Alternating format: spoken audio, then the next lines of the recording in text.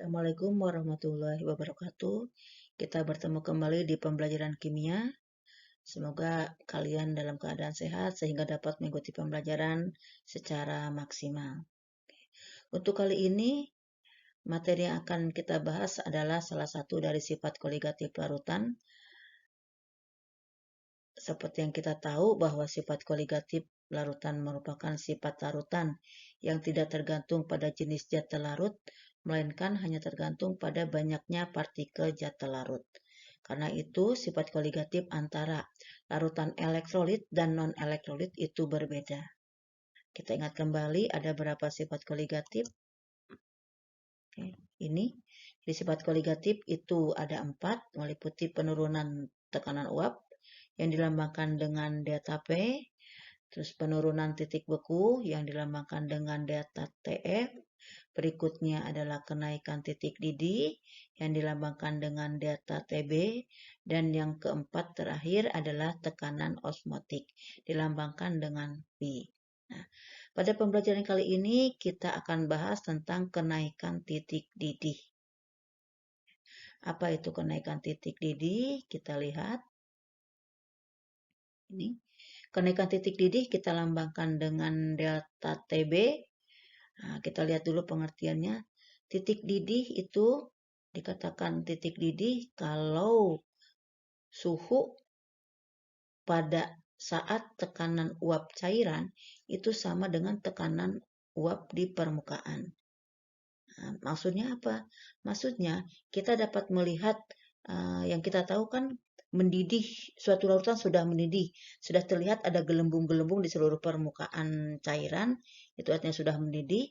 Artinya tekanan uap di atas permukaan cairan itu dengan di cairannya sendiri itu sudah sama. Jadi kalau misalnya kita tahu titik didih air itu 100 derajat Celcius, artinya tekanan uap di dalam air dan tekanan uap di atas permukaan airnya itu sudah sama, yaitu sebesar 1 atmosfer. Nah, tetapi jika ke dalam cairan tersebut kita tambahkan zat larut, nah, maka akan menyebabkan terjadinya kenaikan titik didih. Kenapa bisa seperti itu?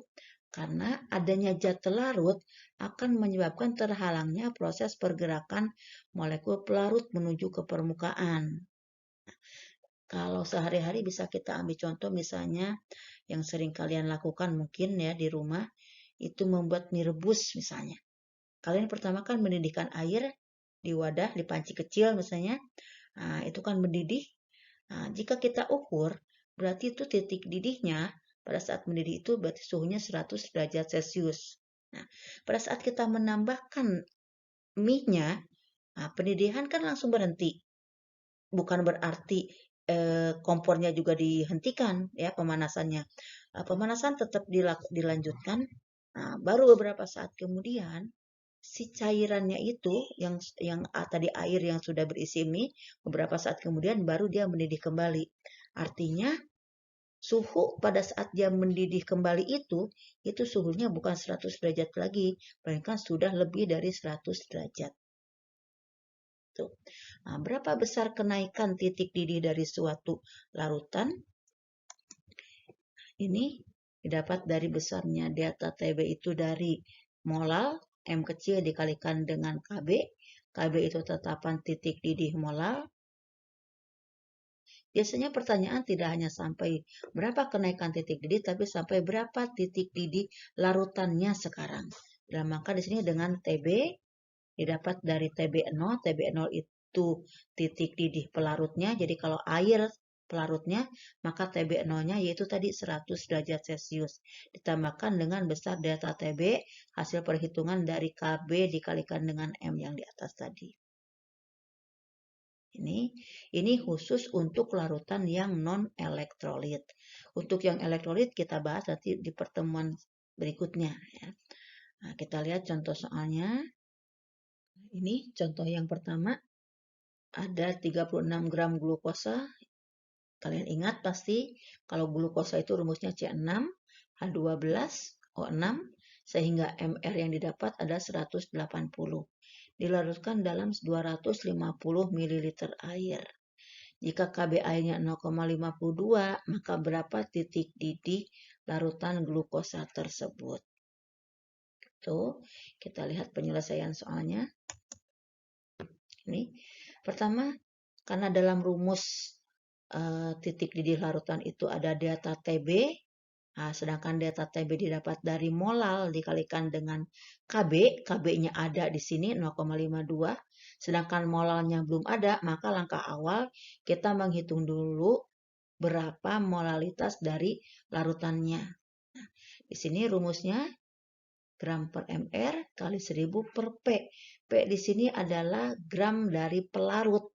Sedangkan di dalam soal tadi bukan dalam satuan gram, melainkan dalam satuan mililiter. Nah, kenapa kita pakai juga 250 mililiter di sini? Ya, di sini 250-nya bukan mililiter lagi, melainkan sudah dalam satuan 250 gram. Nah, kenapa mililiter sama dengan gram untuk air? Karena kalian tahu pasti kalau berat jenis air itu 1 gram per mililiter. Jadi kalau ada 250 mililiter artinya juga sama 250 gram. Kita masukkan masanya 36, mr-nya 180 dikali 1000 per 250 didapat hasil 0,8 molal. Nah, berapa penurun kenaikan titik didihnya?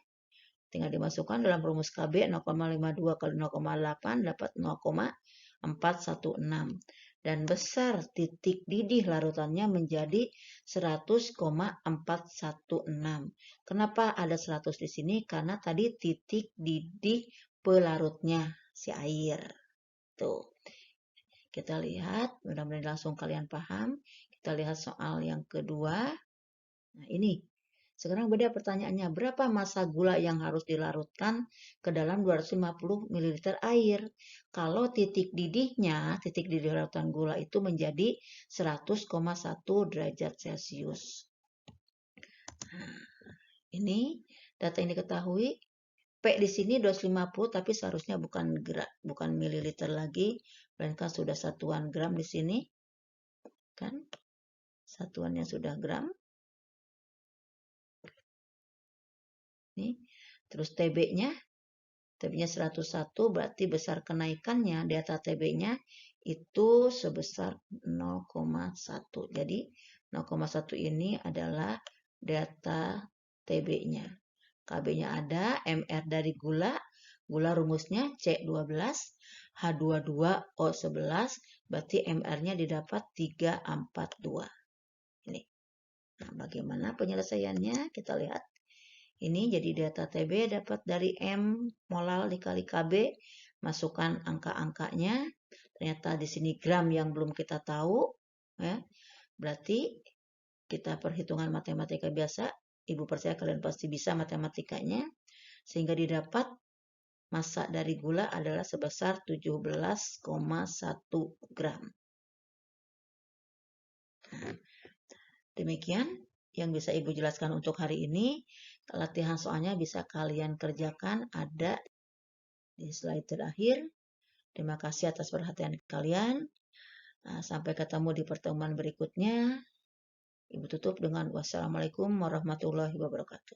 Sehat-sehat semuanya.